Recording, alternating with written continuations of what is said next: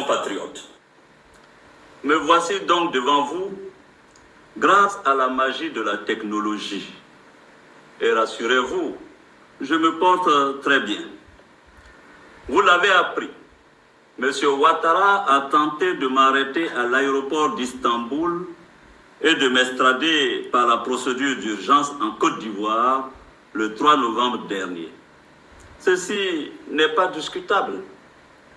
Depuis ces 5 longues années, son obsession forcenée à me mettre aux arrêts ne s'est jamais flétrie. Pire, elle s'est aggravée. Après m'avoir fait condamner par une justice émasculée aux ordres, successivement à 20 ans et à perpétuité, il a entrepris de déclencher contre moi une féroce chasse internationale à l'homme en dépit des décisions de la Cour africaine des droits de l'homme et des peuples qui a annulé toutes les poursuites contre ma personne parce que, vous le savez bien, elles étaient politiquement motivées. Sachez-le, dans cette affaire, il ne s'est jamais agi de justice, mais plutôt de perfidie. En effet, déjà dans le courant de l'année 2020, précisément au mois de novembre, il a exigé de la France où je résidais mon arrestation et mon extradition. Paris, comme vous le savez, a décidé de m'interdire son territoire. Du 14 au 18 février 2022, Alassane Ouattara a effectué une visite officielle en Belgique avec, parmi ses priorités, l'obtention de mon arrestation. Il a expressément exigé que le visa Schengen que je détenais ne soit pas renouvelé.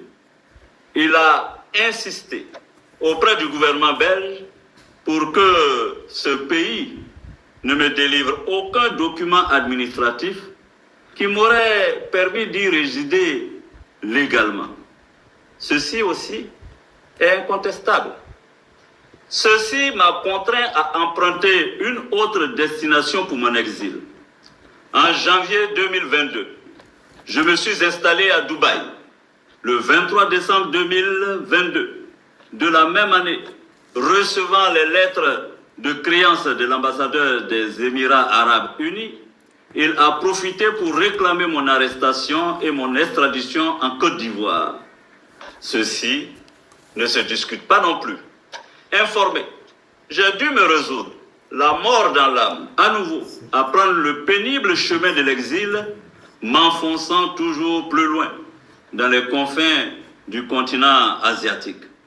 Chers compatriotes, la dernière tentative d'arrestation opérée à Istanbul démontre, si besoin en était, que le seul lieu de repos paisible que M.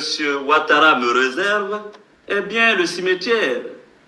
Est-ce le lieu auquel l'on doit destiner son bienfaiteur? Celui qu'on affublait hier encore c'est mon fils? Non.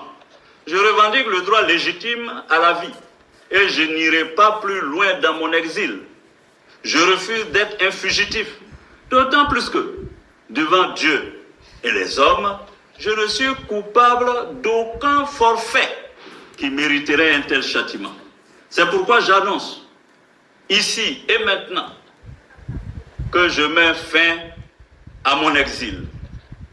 Car il m'est pénible de vivre loin de ma terre ancestrale et natale d'Afrique. Je veux vivre dans la quiétude avec ma famille, mes proches et ceux que je chéris le plus.